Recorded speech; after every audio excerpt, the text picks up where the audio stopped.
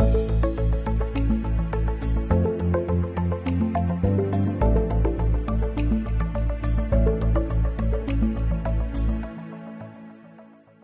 morning. This is Bret Sinak, founder and managing director at Endeavor Wealth Management. I wanted to put a video out for clients, start doing this on a more regular basis, hopefully at least quarterly, to give you an update on market conditions, our thoughts, what we're doing in the portfolios, to keep you as best informed as clients as we possibly can. So I want to touch base today as the first quarter has come to a close, and to give you an update and kind of our outlook for 2022, where we stand today. The first quarter has been eventful, to say the least. We've had geopolitical event with Russia attacking Ukraine.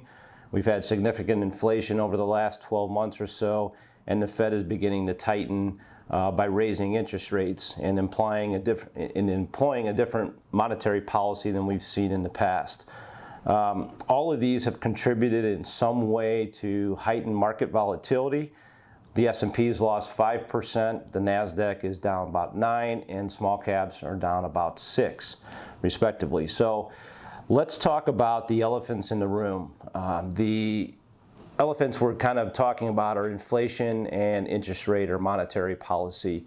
So let's talk about inflation first. So I don't think any of us are unaware that inflation is here.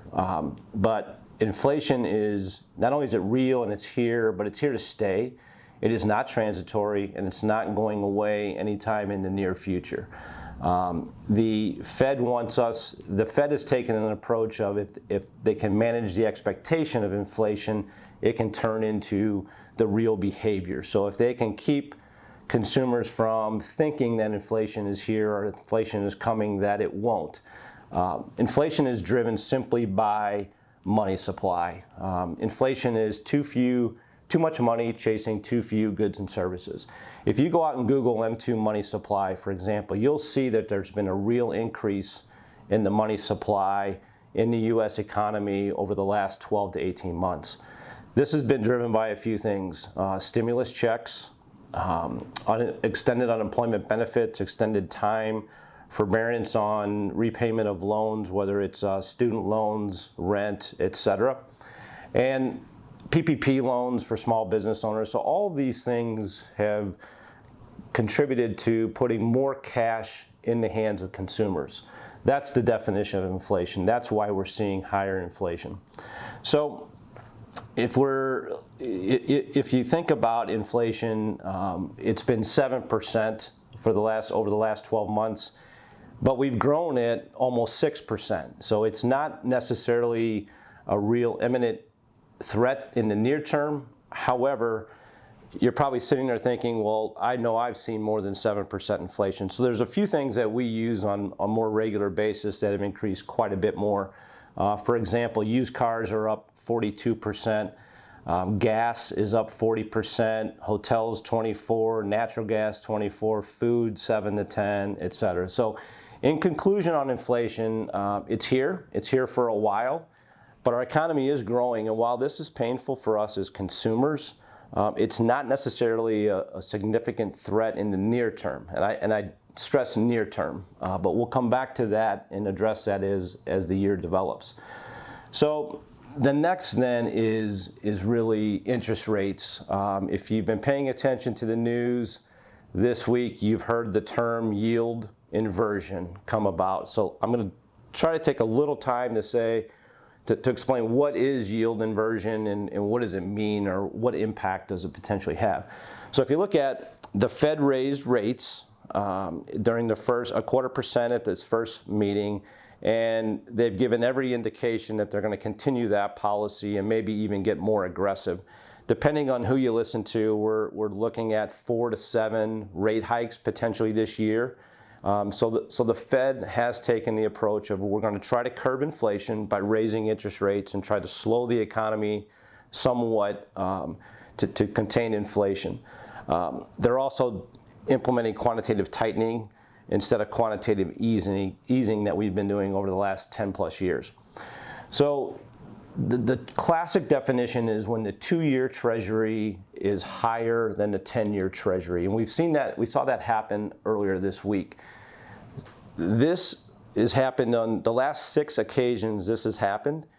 We have experienced a recession subsequent to this, but typically about 18 months from the inversion. So if you look at it, it doesn't mean we're going into recession next week, next month, or potentially even next year. So if you think about 18 months from now, there's really not a threat of recession in 2022, and potentially not even in 2023. So that is one measure or one indicator. You also have to keep in mind, though, that the Fed has been, and the central banks across the world have been very aggressive at easing. So that does have some impact on that yield curve. So you have to kind of take it with a grain of salt. The second indicator is more the 3-month versus the 10-year. And if you look at the 3-month Treasury versus the 10-year, it's still very steep. So this comparison does not lend us to believe that there's a significant concern from a recession standpoint. So we're kind of looking at both. What the Fed rate, the yield curve is telling us is it's the Fed's view, essentially, of the U.S. economy and what approach they're going to take, whether it's trying to stimulate or slow the economy, and whether they're going to do that by raising or lowering its Fed funds rate. So what's next? There are areas of the market that have historically done better than others in times of higher interest rates and rising inflation. And the market in general, that do better than the market in general. And we've made some tweaks to the portfolio to position us for that over the last few months. So areas that have done better on a broad macro level, small cap stocks and mid cap stocks tend to perform better than large cap. If you look at the non-equity, value tends to outperform growth. If you look at non-equities, we want to reduce exposure to the long end of the curve, if you will. So if you think about interest rates as a seesaw, as rates go up, bond prices go down, and vice versa. So there's an inverse relationship between interest rates and bond prices. And the seesaw works because the closer you are, the shorter term, it moves very little. The further out on the curve, it's much more sensitive and moves quite a bit. So we're reducing our exposure to the long end of the curve and increasing exposure to real assets and commodities. Those areas tend to do better when we have rising inflation. At the sector level, you typically see financials, industrials, materials and energy versus consumer staples, utilities, and things like that. So I don't think a recession's coming in 2022. Probably not in early 23, and maybe not even in 2023 at all, but we'll continue to monitor and keep you posted. So in conclusion, this is why we stress risk management in every aspect of investing with our clients. We are firm believers in the bucket approach, and in the implementation of that approach, we have different assets doing different things in the portfolio. Some are income, some are capital preservation, some are growth. As we approach the new baseball season, and I liken it to, I'm assembling my lineup for opening day, which is tomorrow. I don't put 9 pitchers on the field. I have players that their role on the team is defense and run prevention. I have players on the team and their role is offense and run creation. It's the same thing where we construct your portfolio at the household level. We need to have different assets doing different things. Volatility comes and goes, and I don't know when it's coming or what the catalyst may be.